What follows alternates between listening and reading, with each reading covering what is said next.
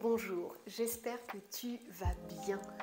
Aujourd'hui, on va parler d'intelligence émotionnelle. D'ores et déjà, je te préviens, cette vidéo va être longue, j'ai tout préparé, donc si tu me vois regarder vers le bas, c'est normal.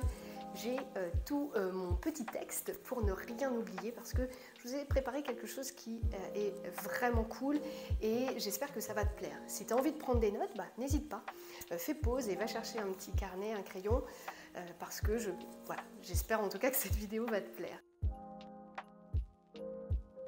Si tu débarques ici, bienvenue à toi. Moi je m'appelle Amélie, je suis photographe chez Milly Photographe de l'Instant et ce depuis 12 ans en Bretagne et je suis également formatrice. J'accompagne des chefs d'entreprise pour vivre au mieux leur quotidien de chef d'entreprise, que ce soit dans leur vie professionnelle ou personnelle. Aujourd'hui, on va parler de l'intelligence émotionnelle, de son importance dans la réussite de votre entreprise. Oui, carrément, ce n'est pas rien. C'est-à-dire que, à mon sens, savoir travailler sur son intelligence émotionnelle va pouvoir vous donner tout un tas de clés pour mieux y arriver au quotidien avec vos clients. Alors, ce que je vous propose aujourd'hui, c'est de voir comment on va pouvoir travailler sur ça. C'est un travail que vous allez faire sur vous-même et qui est un travail de longue haleine. Il va y avoir 5 parties que je vais décrypter et puis à la fin, je te donnerai des petits trucs et astuces, petits exercices qui, j'espère, vont t'aider. Le premier point. Pour travailler son intelligence émotionnelle, il va falloir travailler sur une composante, c'est-à-dire la conscience en soi. C'est qu'il faut savoir se connaître. Ça, c'est un fait. Il faut être à l'écoute de ce que l'on est au plus profond de soi. Il faut être à l'écoute de ses émotions. Il faut les comprendre, ces émotions. Ces émotions, il faut les comprendre, les accepter, et qu'elles soient bonnes ou mauvaises, il faut entendre ces émotions. Ça va contribuer à travailler sur la conscience en soi. Alors, il m'arrive quelque chose, je réagis de telle manière, donc j'ai cette émotion. Quand on va comprendre tout ça, quand on va accepter ces émotions, on pourra prendre des décisions en conséquence. Okay. Ensuite, vous avez l'estime de soi. Pour travailler au quotidien son intelligence émotionnelle, il faut travailler sur l'estime de soi. Parce que oui, si vous ne vous estimez pas, n'attendez pas que les autres vous estiment. C'est d'abord à vous de vous estimer. Il faut s'aimer et apprendre à s'aimer. Mais pas en mode il faut que je m'aime. Non, il faut véritablement apprendre à s'aimer. À s'aimer avec ce que l'on est véritablement, c'est-à-dire avec ses forces, mais aussi avec ses faiblesses. Il faut accepter enfin à apprivoiser ce que l'on est véritablement. Accepter que l'on n'est pas comme les autres et qu'on a telle ou telle chose qui diffère. Une autre composante qui va nous aider à travailler cette intelligence émotionnelle, ça va être l'expression de soi. Apprendre à s'exprimer et à exprimer et verbaliser ses émotions. Ça fait partie d'ailleurs des vidéos que j'ai pu vous faire. Exemple concret, vous vivez une séance photo et là c'est trop bien, vous vous sentez bien. Exprimez-vous, faites-le et vous allez voir, ça ouvre plein de portes. Oui, parce que si vous vous exprimez sur vos sentiments, vos émotions à ce moment-là, qu'est-ce qui va se passer ? En face de vous, il va y avoir quelqu'un de réceptif et qui lui aussi va pouvoir s'ouvrir puisque vous vous ouvrez. Vous osez parler de vos propres émotions. Donc s'exprimer, c'est pas facile, mais il faut le faire. Il ne faut pas avoir peur de s'exprimer de toutes ces émotions. Faut pas avoir. Alors là, je vous parle d'un truc positif, mais ça peut être quelque chose, une émotion négative. Vous vous sentez mal. Vous êtes en séance photo, vous vous sentez mal. Vous ne sentez pas les bonnes vibrations, ça ne le fait pas. Ça passe pas avec les gens, ça ne le fait pas. Je dis pas qu'il faut dire, écoutez les gars, vraiment, vous êtes des gros sons, vous êtes des sonars et des sonasses, je veux pas vous prendre en photo parce que je passe un très mauvais moment, c'est trop nul, je me barre. Bien sûr que non, parce qu'on a une entreprise à faire tourner, qu'il faut être gentil. Mais peut-être de dire, écoutez, là, on va arrêter un peu, on va faire une pause parce que je le sens pas. Le fait d'ouvrir le dialogue, je peux vous dire que ça peut faire la différence parce que les autres vont s'ouvrir aussi. Donc, à partir du moment où on dit les choses avec bienveillance et qu'on s'exprime avec bienveillance, eh bien, ça va contribuer à travailler cette fameuse intelligence émotionnelle qui va nous guider et nous aider à faire prospérer notre entreprise. Ensuite, quatrième point, la gestion de soi. La gestion de soi, c'est quoi? C'est justement savoir travailler sur la gestion de ses émotions. Ne pas prendre les choses au quart de tour. Quand Madame Micheline Dubois nous envoie un mail nous disant qu'elle se déteste sur les photos, que tout est pourri, lui répondre que vous avez fait votre maximum et que merde, vous ne pouvez pas faire mieux. Est-ce bien judicieux? Je ne suis pas sûre. Non, vous rigolez. Là, je vous vois rigoler. Mais oui, il y a des gens qui font ça. Il y a des gens qui vont répondre comme ça. Non. On va apprendre à se maîtriser. Et on va apprendre à mieux gérer. Pourquoi? Parce qu'il faut arriver à prendre des décisions en pleine conscience. Ça veut dire que, avant de répondre à Madame Michu, on prend ce qu'elle nous dit, ok, on écoute nos émotions, qui sont grosse sonasse, j'ai envie de te défoncer, voilà, par exemple, ça peut être une émotion, comme une autre. Accueillir cette émotion avec bienveillance, ou peut-être aller boire un petit thé pour se détendre, voilà, et se dire, bon, je redescends, parce que là, ça va pas le faire, ça va pas le faire, mais plutôt que de dire, attends, là, ouais, moi, voilà, ce qu'elle me dit, ça me fait du mal, etc., peut-être écouter ce que l'autre veut vous dire entre les lignes. Alors peut-être que cette personne, en plus, n'est pas très douée à l'écrit.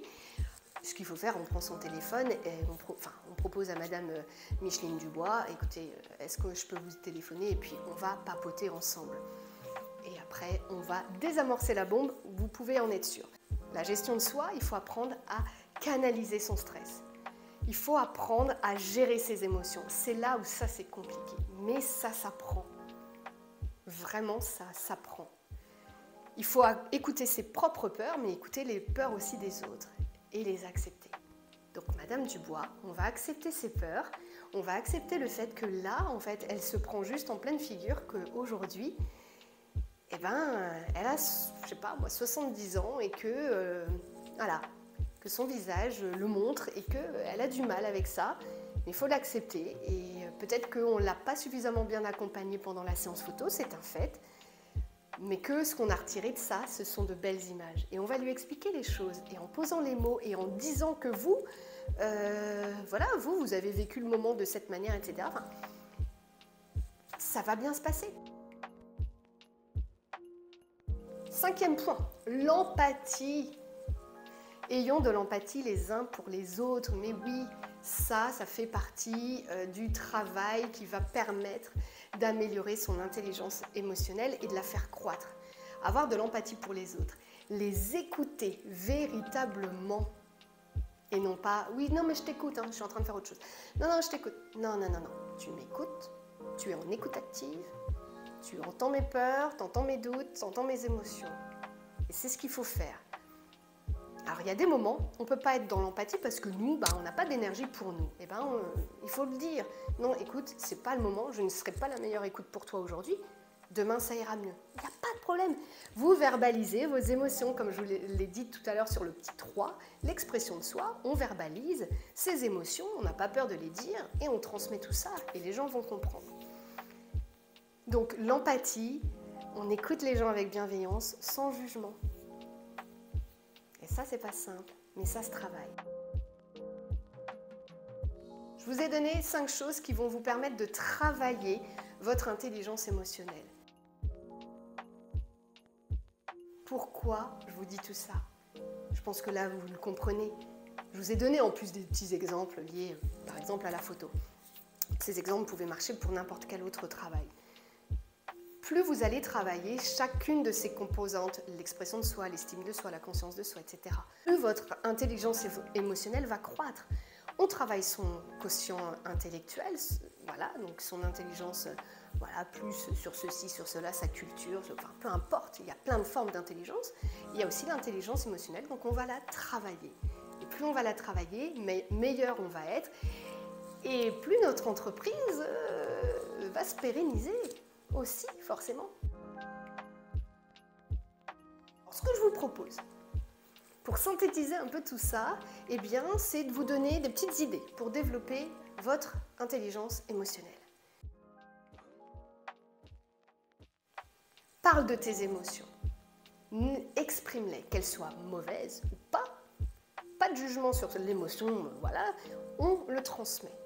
Déjà, ça fait beaucoup de bien. Ensuite, on n'a pas peur d'expliquer pourquoi on fait les choses. Pourquoi toi tu fais des séances photo exclusivement que les mardis matins à 10 h? Si tu ne l'as jamais exprimé, eh ben les gens ne vont pas comprendre pourquoi il n'y a qu'un seul créneau chez toi.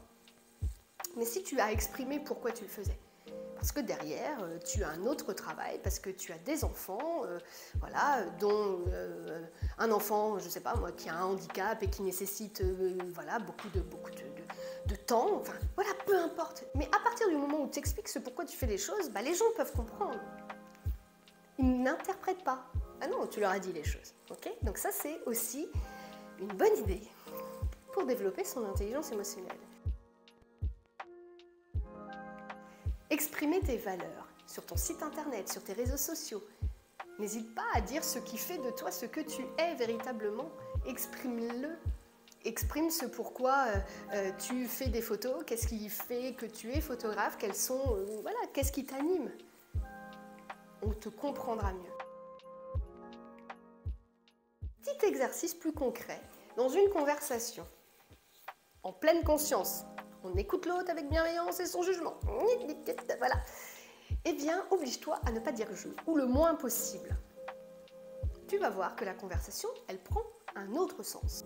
C'est pas parce que tu dis pas je qu'il n'y aura pas un échange entre vous. C'est juste que la conversation va prendre un autre tournant, qui est fort intéressant, tu verras. Essaye. Puis n'hésite pas à me dire en commentaire ou dans les messages, bah tiens, j'ai essayé et c'est plutôt cool. Apprends à reformuler ce que te dit ton interlocuteur. Peu importe ce que tu fais, et le cas de figure, reformule. Au quotidien, dans une conversation, la vraie reformulation, si on n'est pas sûr de quelque chose, si on ne veut pas se planter, et que notre intellect nous joue des tours, parce qu'il s'est dit, tiens, elle vient de me dire ça, moi je pense que si, que ça, blablabla, et puis tu as interprété. Donc plutôt que de laisser ton cerveau interpréter, ce que tu fais, c'est que bah, tu demandes à la fin, alors attends, si j'ai bien compris, tu viens de me dire ça, ça et ça. Et l'autre va te dire, ah, non. Bah non, en fait, moi je voulais te dire ça, ça et ça. Ah d'accord. Ça, c'est une clé aussi qui aide beaucoup à travailler ton intelligence émotionnelle. Ce que je te propose, c'est un véritable exercice. Désormais, à chaque fin de mois, ce que tu peux faire sur un carnet, eh bien, c'est de noter toutes tes réussites dans le mois. L'idée, c'est que tu notes tes réussites et tu notes grâce à quelle qualité tu as réussi à y arriver. Note aussi, si tu en as eu, les compliments que tu as reçus. Et tu en as forcément reçus, que ce soit d'un point de vue personnel ou professionnel. Tu notes tout ça. À la fin de l'année, tu te seras créé un joli petit trésor qui te fera beaucoup de bien et qui t'aura permis d'avancer et d'améliorer ton intelligence émotionnelle. Cette vidéo est maintenant terminée, mais pas tout à fait. Si tu es toujours là, tu écris Orchidée, comme ça je saurai que tu as vu la vidéo jusqu'au bout. Et si c'est le cas, merci infiniment. N'hésite pas à me dire en commentaire si cette vidéo t'a plu, si tu as appris des choses et si tu as envie surtout de mettre des choses en place. On se retrouve la prochaine fois avec un podcast qui, j'espère, vous plaira. Et je vous dis à très bientôt ici, là-bas ou ailleurs, qui sait. Ciao!